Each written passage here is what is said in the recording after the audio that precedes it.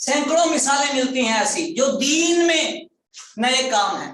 اچھا جب میں نے اتنی بات بتائی نا اس کو، تو وہ کہتا ہے یار صحابہ اکرام کا عمل تو دین میں ہی ہوتا ہے نا۔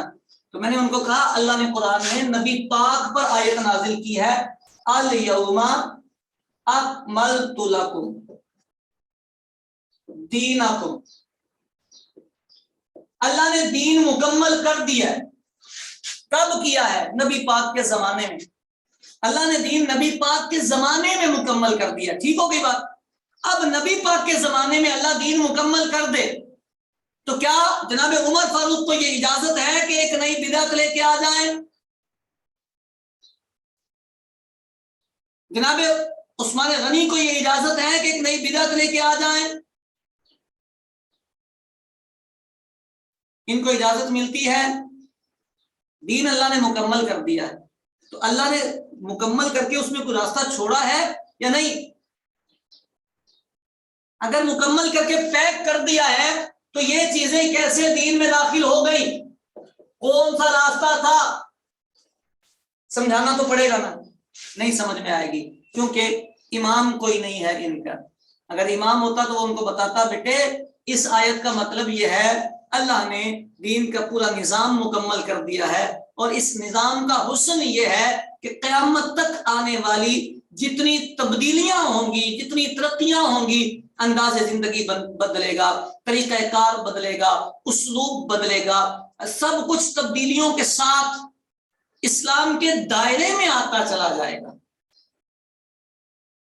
نظام مکمل کر دیا ہے تمہارے لیے، قیامت تک جو کچھ ہوگا سب دین کے اندر آتا چلا جائے گا۔ کیسے آئے گا؟ ایسے ہی آئے گا کہ مجتہدین علماء جب بھی کوئی نیا کام، کوئی نیا مسئلہ، کوئی نئی چیز ان کے سامنے آئے گی، یہ چیک کر لیں گے یہ عقیدہ نیا تو نہیں، یہ عمل سنت کے مخالف تو نہیں۔ اگر ان میں سے کوئی ہوگا تو اس کو منع کر دیں گے یہ حرام ہے، نہ کیا جائے، یہ بدعت سیئہ ہے۔ اور اگر نئی چیزیں ایسی آئیں جن میں عقیدہ بھی ٹھیک رہے، عمل بھی سنت کے مخالف نہ ہو، تو اس کو بولیں گے یہ دین کا حصہ بنایا جا سکتا ہے، یہ دین کا حصہ بنایا جا سکتا ہے۔ سمجھ آ رہی ہے بات؟ جیسے ایک بندہ کہتا ہے میلاد کی جھنڈیاں بدعت ہیں، میں کیسے بدعت ہے؟ کہتے ہیں صحابہ نے نہیں لگائی۔ اچھا چراغاں بدعت ہے، کیوں بھائی؟ کہا صحابہ نے نہیں لگایا۔ میں نے کہا صحابہ نے نہیں لگایا کیا مطلب؟ ان کے دور میں چراغاں نہیں تھا، یہ نئی چیز آئی ہے۔ دیکھنا یہ ہے کہ چراغاں کرنے سے کوئی سنت مٹ رہی ہے یا عقیدہ بدل رہا ہے۔ اگر کوئی ایسا کام ہو رہا ہے تو ہمیں سمجھائیں، ہم چراغاں کرنا چھوڑ دیں گے، اس کو بدعت سیئہ کہہ دیں گے۔ لیکن اگر ایسا نہیں ہو رہا تو پھر چول ہم ماریں۔ ٹھیک ہے بیٹے، بات سمجھ آ گئی ہے؟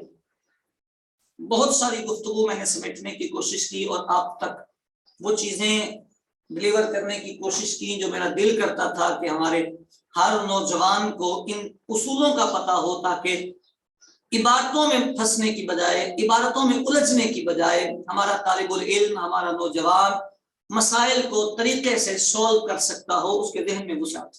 عقیدے کا باب اور بھی بڑا ہے، اور بھی بہت ساری چیزیں ہیں۔ ممکن ہے کہ آپ کے اذہان میں بھی بہت سارے سوالات ہوں۔ میرا آپ کا تعلق ایسا نہیں ہے کہ آج آخری کلاس پر ختم ہو گیا ہے، آپ میرے ساتھ ہیں، میں آپ کے ساتھ ہوں۔ زندگی میں کبھی بھی کوئی اشکال آئے، کوئی خیال آئے، کوئی وسوسہ آئے، ضرور پیش کریں۔ جہاں تک اللہ نے علم دیا ہے اس کی روشنی میں ہم اسے حل کریں گے۔ تعلق قیامت میں بھی جاری رہے گا، اللہ نے چاہا تو اسی محبت کی بنا پر آخرت میں سفارشیں بھی ہوں گی، شفاعتیں بھی ہوں گی۔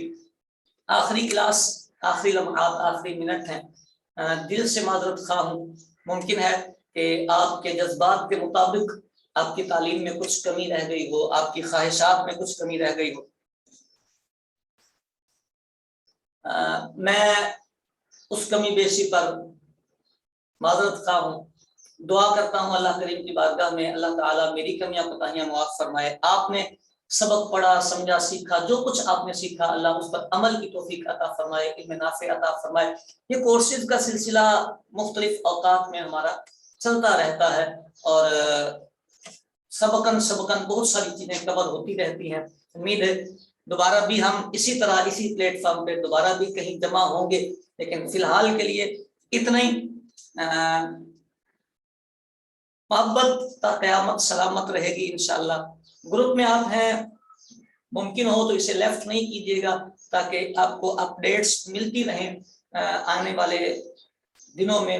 उम्मीद है कि और बहुत अच्छे अच्छे कोर्सेज आएंगे। इजाजत दीजिए, मिलेंगे आपसे फिर। किस्मत ने साथ दिया, जिंदगी ने वफा की तो फी अमानिल्लाह। अस्सलामु अलैकुम व रहमतुल्लाहि व बरकातहू।